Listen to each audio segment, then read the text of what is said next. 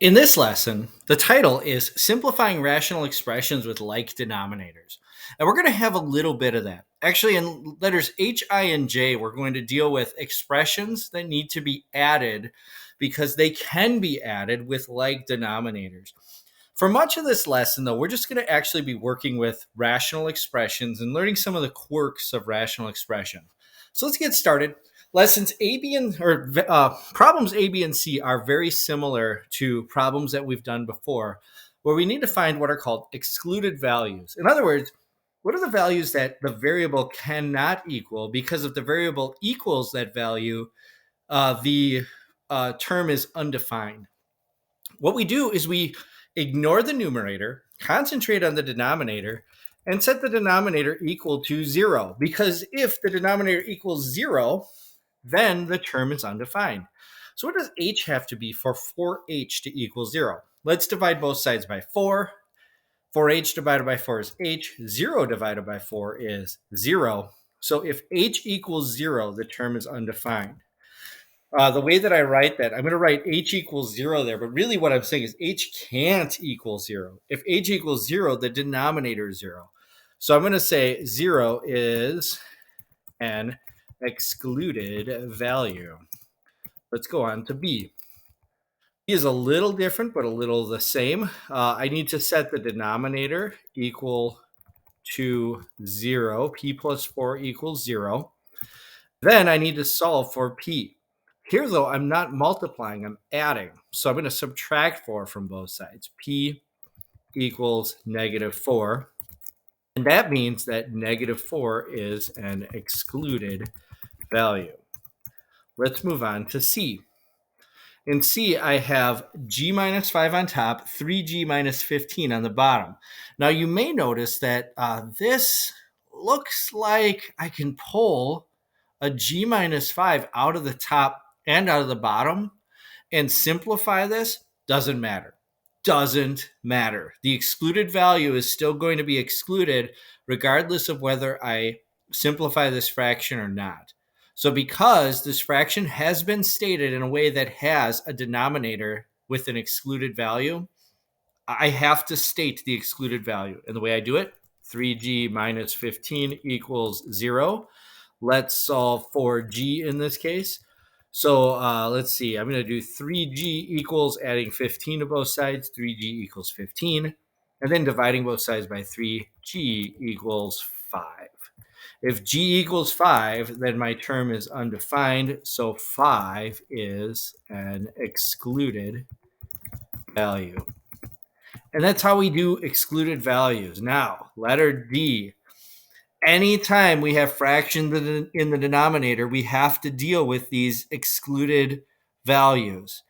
D, E, and G are all very easy to identify the excluded values because either there's just one term in the denominator, like E, or I'm multiplying. And if I'm only multiplying in the denominator, then 0 is going to be the only excluded value. So I'm going to state for letter D right off the bat, A cannot equal 0, or 0 is an excluded value for A. And then let's simplify the rational expression. Well, if all I'm doing is multiplying and dividing, notice there's nothing being added on the top, nothing being added on the bottom. This simplifies very directly. 4a cubed divided by 2a squared. I'm going to divide the constants and then I'm going to divide the a terms with the exponents.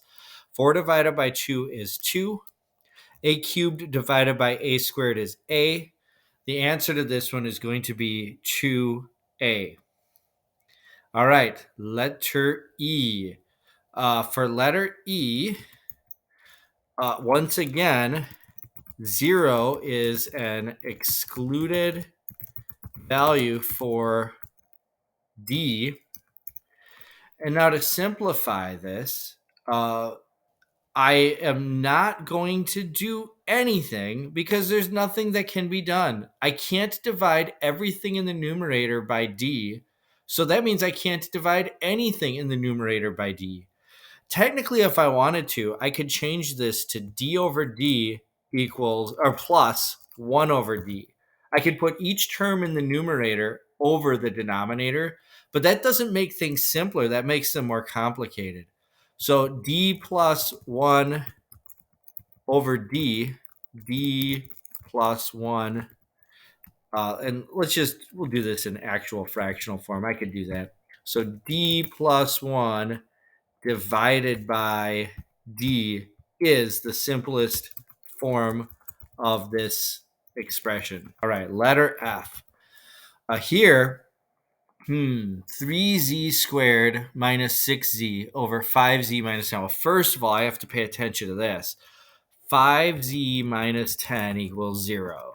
If I simplify this, 5z equals 10, or divide both sides by 5z equals 2.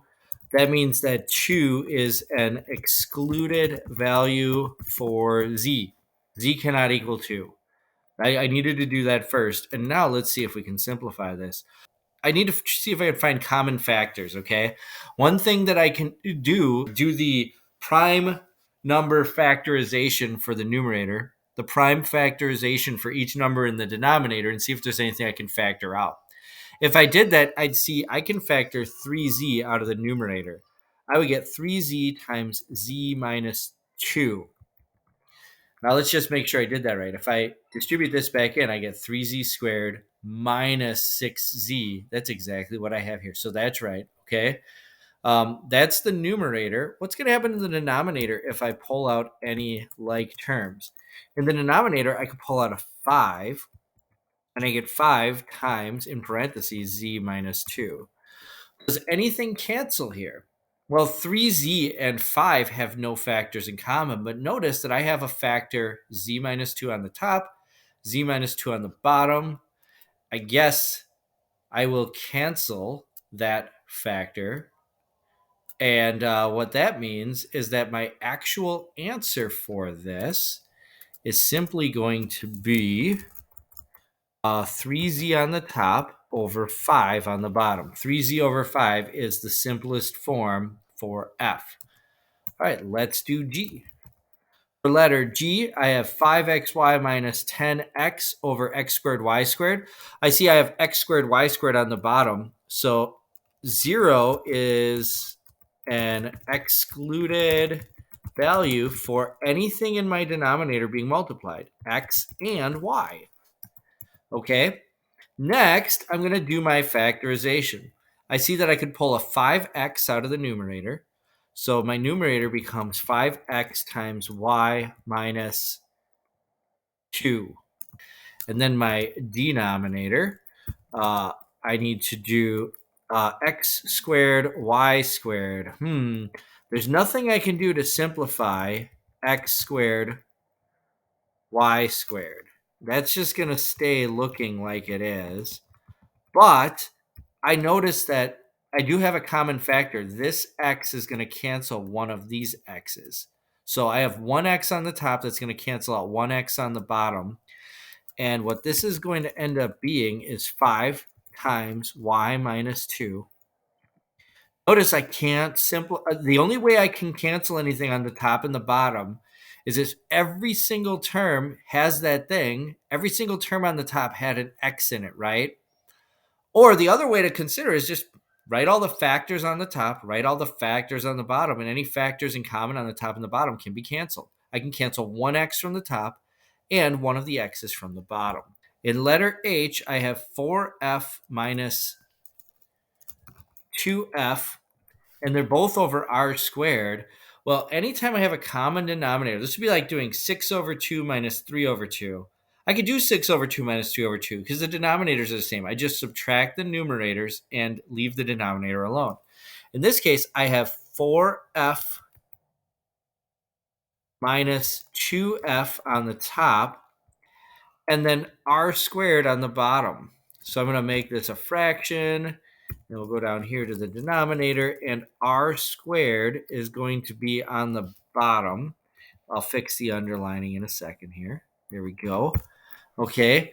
Now, can I do 4f minus 2f? Yes, I can. 4f minus 2f is simply 2f. So the answer is going to be 2f over r squared. Let's see how letter I goes. I is going to be sort of the same thing. 6m to the negative 2 n to the fourth. Well, wait a second. If I have 6m to the negative 2, that tells me that m to the negative 2 is on the wrong side of the fraction bar. So I'm going to rewrite this as 6n to the fourth, okay? And then that's going to be over, oops, hold on. Try that again. There we go. That's going to be divided by, and then in the denominator, we will put an m squared. Okay, so it's 6m n to the fourth divided by I keep saying m squared. That's what this fraction looks like when I actually put the squared where it belongs. What about this next one? I have two variables that are in the wrong place. N needs to go up, m needs to go down.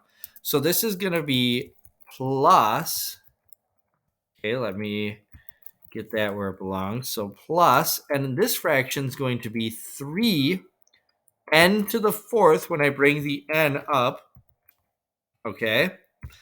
And now I need to put m squared on the bottom of this fraction.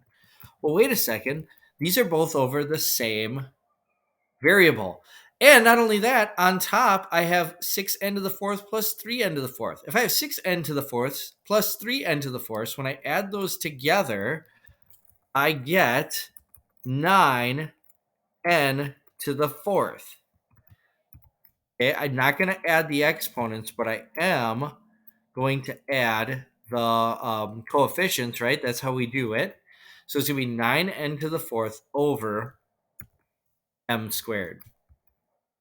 Okay, now, something I forgot to do for these last two, I just noticed we forgot to note which values on the bottom. This should be a lowercase r, by the way.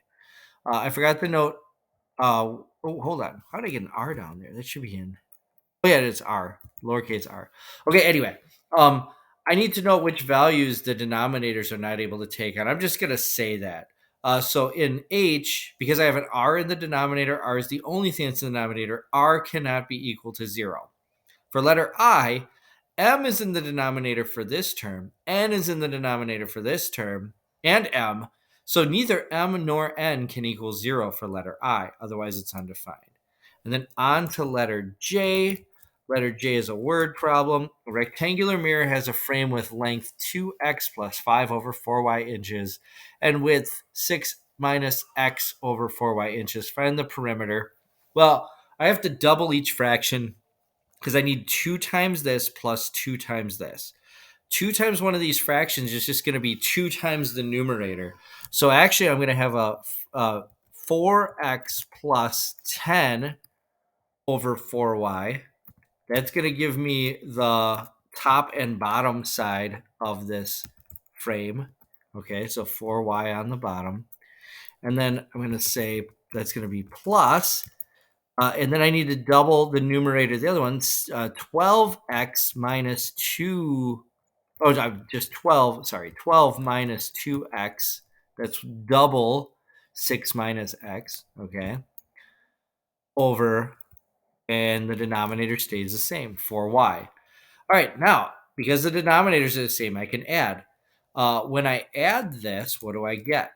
Well, 4x minus 2x is just 2x as I add across 4x minus 2x on the top, plus 10 plus 12 is 22, and that's all over 4y. Can that be simplified any further? Well, I see the numerator can be simplified. I can pull a 2 out of both of these terms and make it 2 times x plus 11, okay? And then my 2 is going to cancel with the 4 on the bottom. So what this becomes is x plus 11 over 2y.